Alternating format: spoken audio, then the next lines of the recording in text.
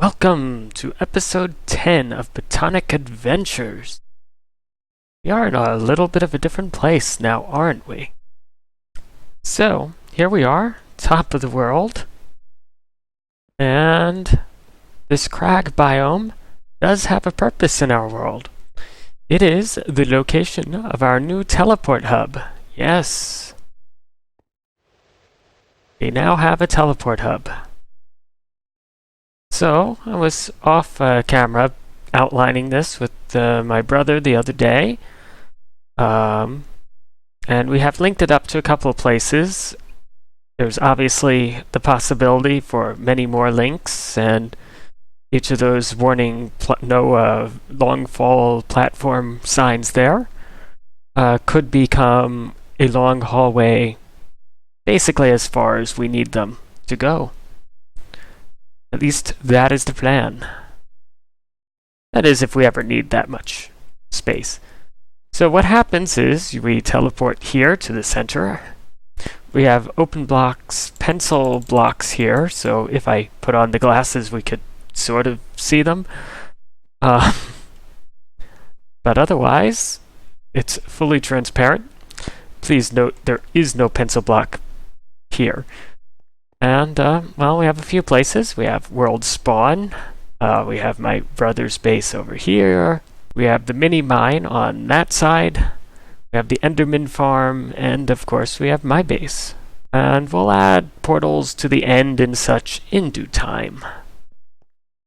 So, nothing much has changed since. I did put up this little railing of anti-block strips.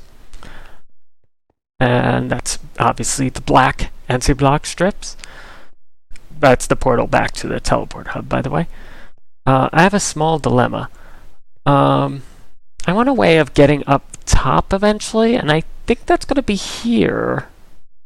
But I also need draws, so hopefully we just need to leave like these three to make some sort of path, or just a little tunnel to an elevator block or something to get up. Then I can have draws all over here, draws all over here, and if I really want more, we can actually make like stacks of bookshelves of draws. I don't know how to explain it better, like a library of draws. And, you know, literally a couple of blocks in, you know, have some draws facing this way, some draws facing that way, and then we can have a little hallway here with draws on both sides. The only problem with that many draws is we will start getting frame rate issues. So I'm a little concerned about that. But hopefully we can go to the corporeal system sooner than not, which will allow me to hide at least the visualization of the draws, and we can just pull it out through the system. Anyway, I'm going to start work on that.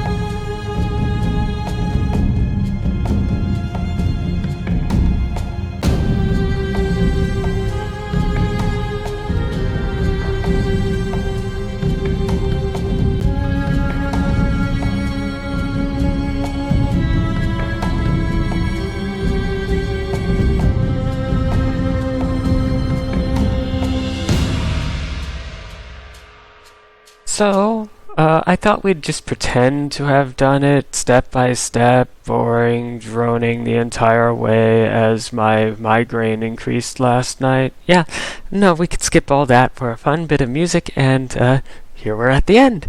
It's done! I have a storage system again. Yay! Okay, so I have a storage system. I brought down a couple of odds and ends, but most of it's still up there, so that is next. This draw is no longer needed. I was just processing some of my ores, and while this holds like a stack and a half, yeah, it was full. Oops. So this is now a simple setup. Typical clock. This locks the hopper underneath, so if I want something to stay here, it can. Otherwise, it goes in the hopper, which is feeding into another lime ender chest, which is feeding into my storage. I think we have a little left here. Yeah, I have tin left. I don't think that's all going to fit, but that's okay. Yeah, so what we do is we come get our ore from mining, and it'll be sent there automatically. I might make an ore processing room eventually. I would sort of like it. But we can toss it in here. It fills up the entire smeltery. And it'll automatically process.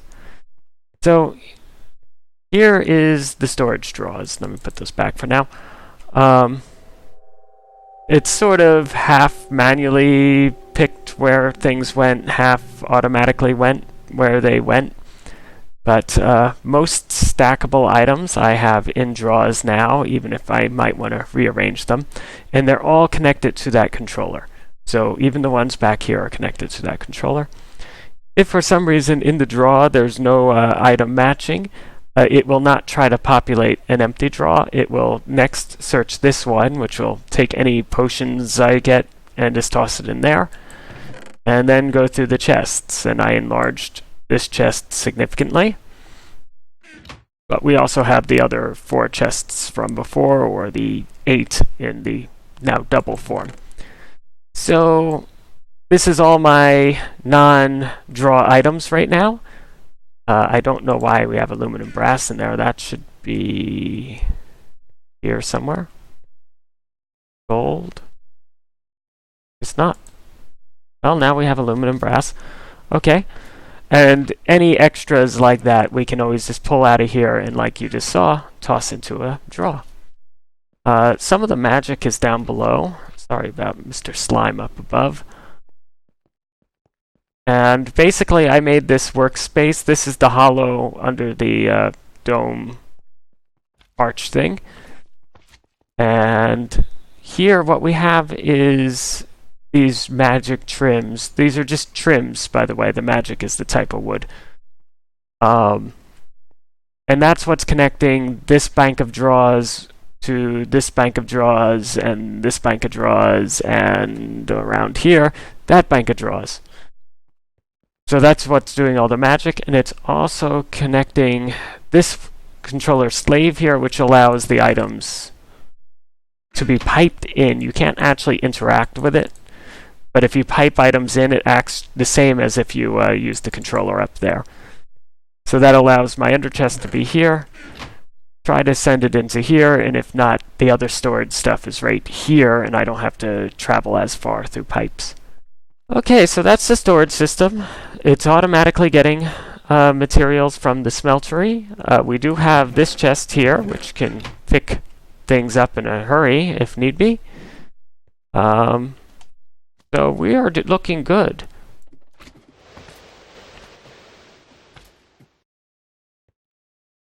Okay, so what I want to do now is just move these mana pools somewhere down below, probably just in the middle of the room down there. And I'm going to try this with the block shifter, which is how I actually move the chests here below for manual sorting. And how this works is we get underneath it.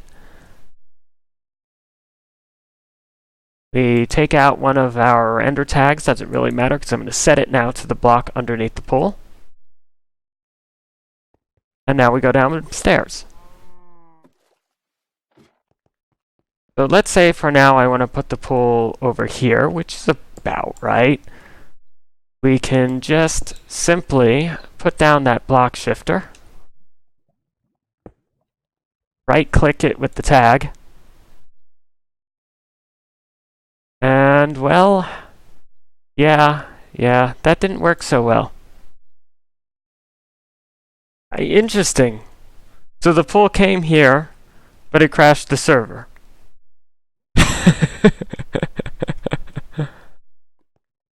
Cool. Okay then. So we're not going to do that again. I'm just going to do it the safe way and use mana tablets to transfer them down. Be right back. I'm not sure you saw in the quick time lapse, but packing tape here seals draws for moving.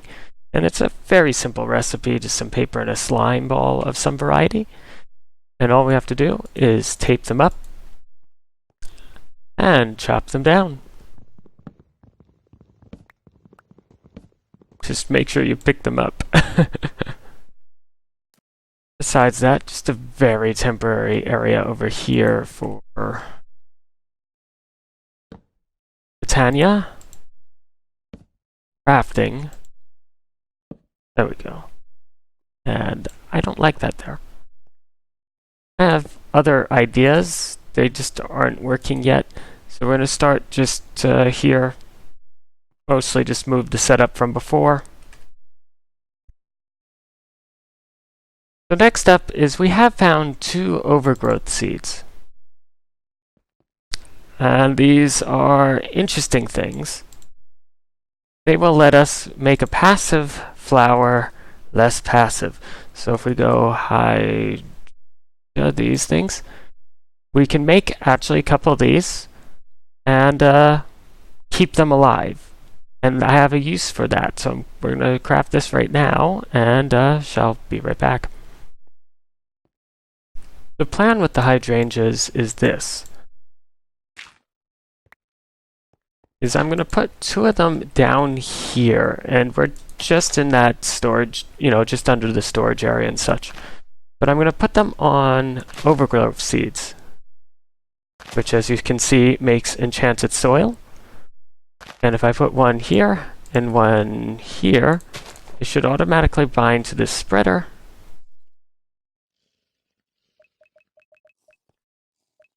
And slowly fill this mana pool. Now they do a little faster than day blooms, a little slower than the charcoal, but they just basically take the water from the water source pool and convert it to mana.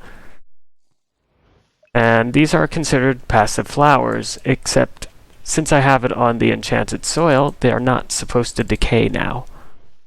So this will permanently always be giving a little bit of mana to that particular pool, which is situated next to the exoflame there, directly under these furnaces, which are meant for manual use. So now if I take some cobble just for demo purposes, we should be able to put it in here and it'll automatically light up.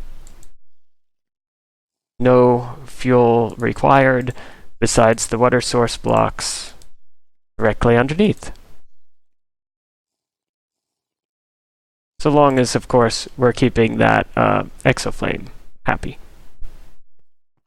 By the way, you find those overgrowth seeds in dungeon loot. I think those came from the runic dungeons. So, if you find a bunch of them, you can have passive generation, but you're going to be exploring for a while.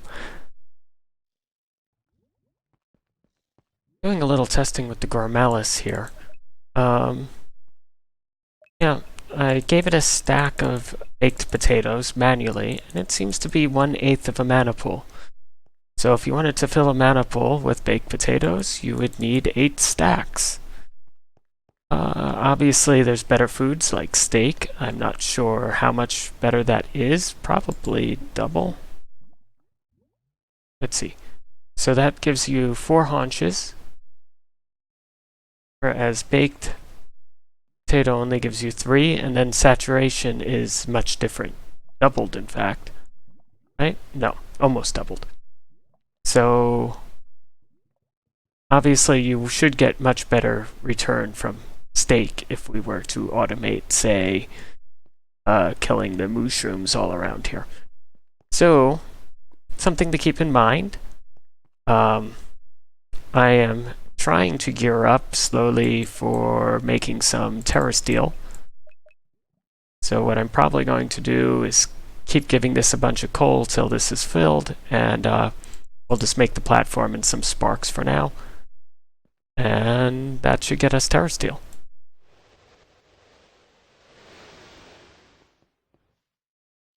It's time for us to do a little fun. We've been hanging around the base too much. Well, I've been even more. So what we're going to do today is make a couple of more entity shifters. It's exactly what we've been using for the teleports. Apparently I don't have these bricks, so that can go in here for now. Okay, yeah, so it's the same thing as we're using for these teleports, the entity shifters. And what I'm going to do is come down over here, and I'm just going to set one up in this corner. And it's not much. It's just going to send us over to the Twilight Forest area over there. So we put one there, and we just have to put a lever on the bottom of it. There we go. We turn that on, which will effectively mean this will teleport us to somewhere, as opposed to the other state, which is somewhere is teleported to here. Okay, so we now need a couple of ender tags, and we can set this up. Or one ender tag, really. So I'm going to set this one to right here, because that's where we're going to teleport back to. Then over here on the island, we can set up another one of these teleports. Probably by this tree is best. I don't know. We're not set up for this. Maybe down here. Down here looks better. Okay, so if I put the teleporter there, we can right-click on it, which will set the point. And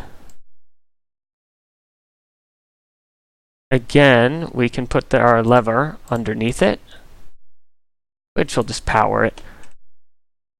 And we can now put some sort of stone down. I'm probably going to chisel it in a moment. There goes some items. And if this is working, we can go on here, and now we're in our storage, in our base area here.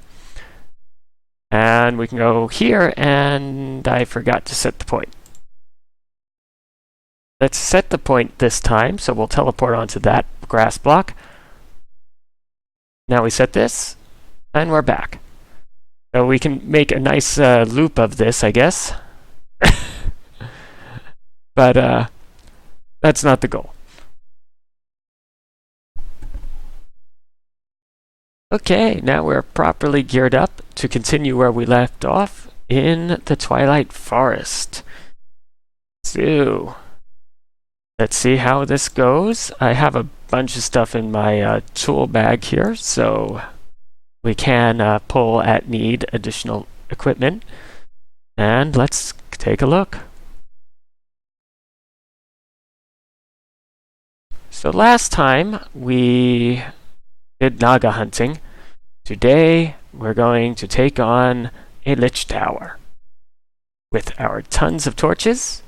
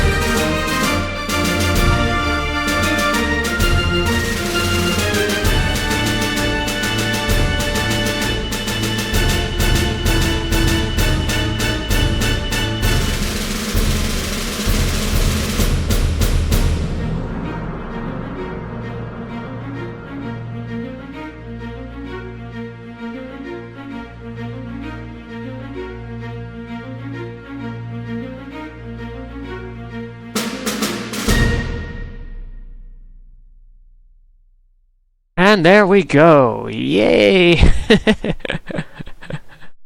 Okay. Got a couple of golden chest plates. We have the zombie scepter. We have some bones. We have the usual miniature yellow heart, ender pearls. Okay. I think this is the empty grave. And I'd be wrong. Oh, that was the, yeah, okay. Let me put on my good materials. And we'll open this one now. And hopefully get my pack here. That would be good. So that was the Lich battle. Did succeed in the end. Only took a few deaths. And catching up to my brother's 100 and something. So I saw some more treasure in here. Let's check out. Might come back with my staff of air and we can fly around the place. So this confuses me just a wee bit. Because there's obviously space for more than just a couple of books. Aha. Interesting. So, random table on top. Okay.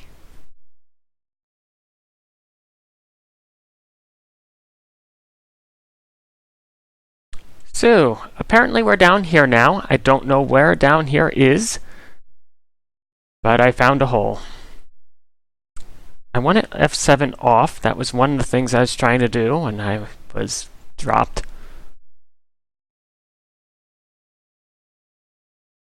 Okay, back up top. And I think that is the end of this adventure if I don't get killed by a slime or fall back to my doom.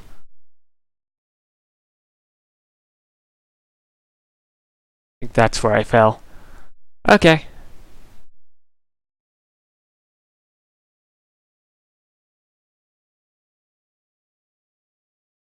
If you enjoyed today's episode and the derpy attempt at killing the Lich, if you enjoyed the episode, please leave a like down below. If you're interested in playing the pack for yourself, all that information is also below in the description. Otherwise, till next time, this is Easy Terry, signing off. Bye-bye.